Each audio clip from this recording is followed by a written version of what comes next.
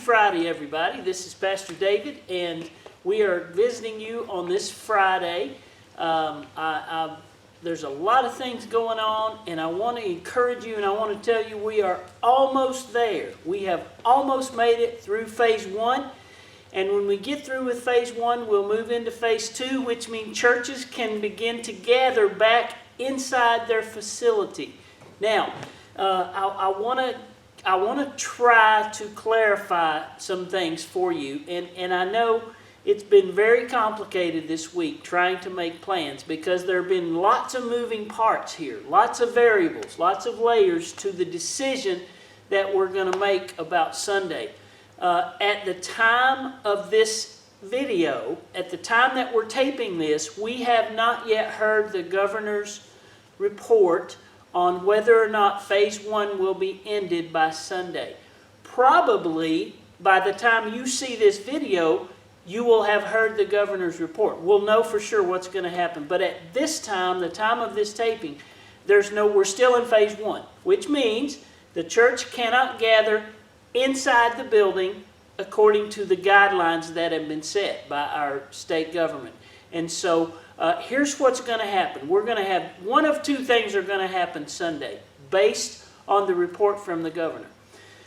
If we move into Phase 2, we can gather inside the church with limited capacity. We have it set up now based on social distancing. We have chairs set up and there's distancing 6 feet apart so that we're complying with all of the guidelines, the safety guidelines that have been given to us. So what may happen Sunday is we may be able to meet here Sunday for church. Now, let me qualify, and I want to make sure you understand what it's going to look like Sunday.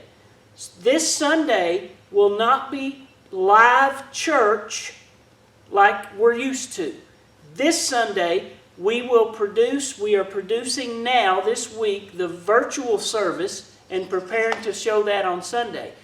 In case we're still in Phase 1, we won't be able to meet here, so we have the virtual service just like we've been doing for the last 8 weeks.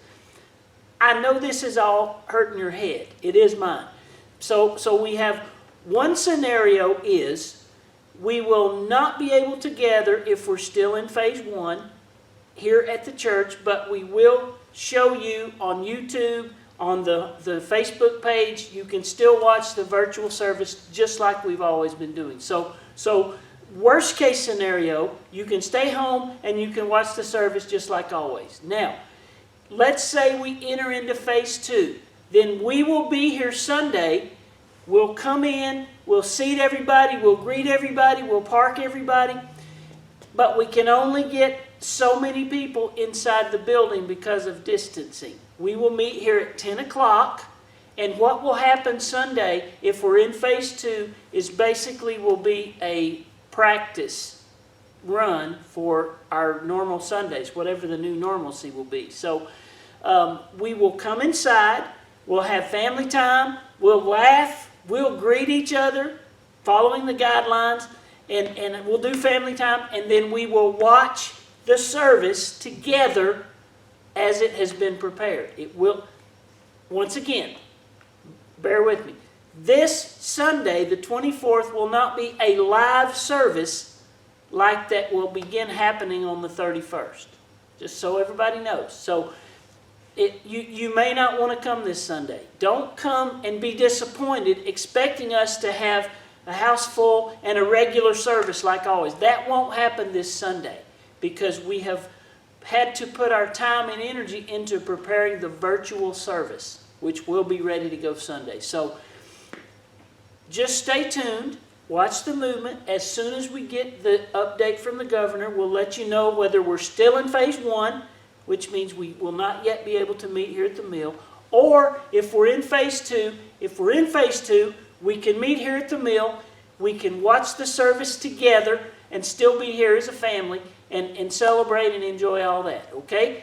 This Sunday, 10 o'clock, one service right here at the mill if we're in Phase 2. 1 week from Sunday, the 31st of May, we plan to start our new schedule. We plan to have 2 live worship services. One at 9:30, one at 11. Because we cannot accommodate all of our people in one service and justify the distancing guidelines. So, next week, we will make it available for you to choose which service you and your family would like to attend. That way we won't have everybody coming to one or the other service. We also have a plan for overflow. You say, well, what if more people show up than we can get inside? We have a plan for overflow. No one will be excluded. Okay? So I know that's complicated. That's all I got right now. That's the best I can do right now. But I want to encourage you, this week will be the last week that it will be this complicated. Because we hopefully will be on the 31st into our regular, new, normal schedule. 9:30, 11 o'clock, services right here at the mill. I can't wait. And whatever happens this Sunday, we're going to have a good time. It will be great if we can come, see each other, say hello, watch the video together, and at least be together if we're entering into phase 2. Okay? All right. I hope that's clear. Watch the movie. We'll try to keep everything simple as we can, and just stay tuned. Quick verse, Psalm chapter 112. This Sunday is Memorial Day weekend. Monday's Memorial Day. We're going to focus our attention Sunday on Memorial Day. Memorial it's when we remember those who have lost their lives in the service of this country, while serving this country. And we're going to have a sweet time Sunday.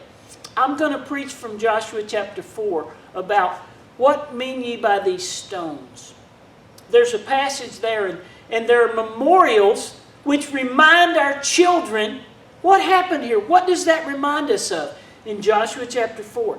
Remember, that's what memorial is. It's if you have a memorial service, you are remembering someone's life. Psalm 112 verse 6. Surely he shall not be moved forever.